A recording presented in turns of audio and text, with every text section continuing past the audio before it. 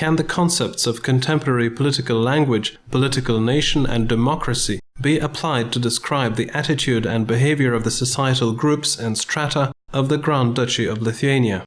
Historians are not unanimous on this issue. Some are in doubt and even deny such usage of modern concepts when referring to and writing about the distant past. Others, however, are convinced of the opposite, claiming that the term political nation and democracy render a historic text more comprehensive and more relevant for today's society. Undoubtedly, one should not forget that the social organism called society is constantly changing to gain new features. This was also the case in the times of the Grand Duchy of Lithuania. We still are not equally well familiar with all the features of that society, which existed for 500 years. However, the nature of the phenomena described using these concepts survived in the life of society until the ultimate obliteration of the old Lithuanian state in 1795. At the intersection of the Middle Ages and the early New Times, the Grand Duchy of Lithuania witnessed finalization of the process when the nobility were legally and practically separated from other strata of society, townspeople and peasants. A new estate-based framework of the society gained ground. The landed nobility established their privileged status and became autocrats in public life. Each nobleman was entitled to take part in the governing of the state, with all governance levels and powers concentrated in the hands of its political elite, that is, grandees. Noblemen became the power which ruled the state, protected it, ran its economy, and created cultural values. Teamed in the political union, the most aware noblemen with civic thinking became developers and conservators of law, politics, and culture. The personal and collective value orientation and adopted public decisions condition not only the state's political fate, but also the order of public life. Historians call this order nobles' democracy. The nobles' democracy had both advantages and shortcomings. On the one hand, it encouraged personal involvement in the life of society and taught how to become its member who serves public interest. On the other hand, not all noblemen, and not always, managed to make adequate use of the opportunities brought about by democracy. And they could now manipulate the mass of elite noblemen with poor political awareness, which in turn frequently caused chaos in domestic life and anarchy.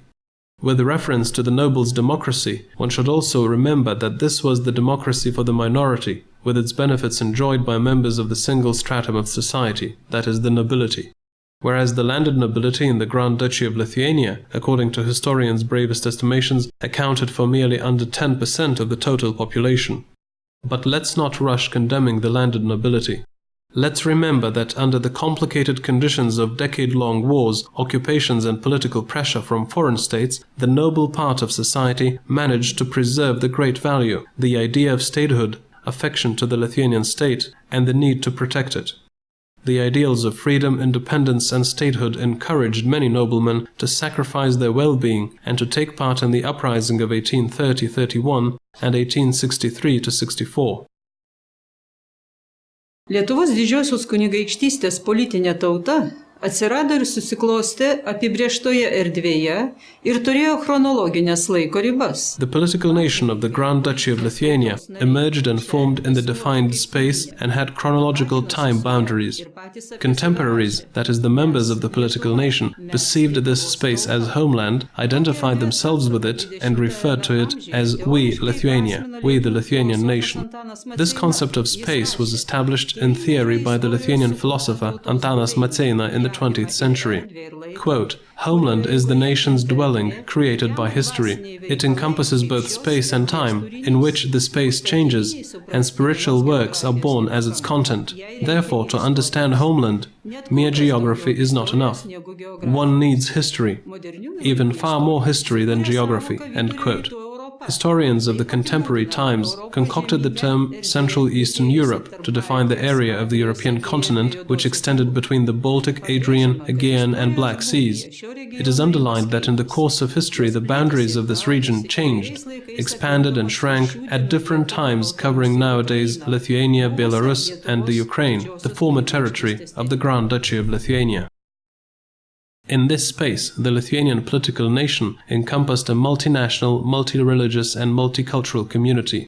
emerged and developed in such a space, it gained features characteristic of the socio-political formation born at the intersection field of civilizations and cultures. The roots of the political nation should be sought in the late 14th and early 15th centuries. The privilege granted by monarch Jogaila to Lithuanian noblemen who accepted the Catholic faith in 1387 laid the legal and material foundation for the emerged process. Society saw the creation of a privileged stratum of the landed nobility and the occurrence of prerequisites for its strengthening and development. However, political nation cannot be equated to the nobility only. The terms nobility and political nation are not synonymous. The status of a caste member provided the mere opportunity to integrate with the political nation. Genuine membership was conditioned by the person's self-determination to become an official in the general government, administrative or judicial system, to participate in the life of the state or administrative district such as pavietas, to take part in assemblies and pavietas minor assemblies, to engage in creative activity whose products used to shape the society's public and civil awareness. In periods of breakthrough of societal and political activeness, the political nation of the Grand Duchy of Lithuania grew, its composition, methods of expression and forms becoming more diverse. It was concentrated and united by strong public awareness. The political nation, which was non-homogeneous from the ethnic, religious and cultural point of view, perceived the state developed by Lithuanians as their own and therefore protected and defended it.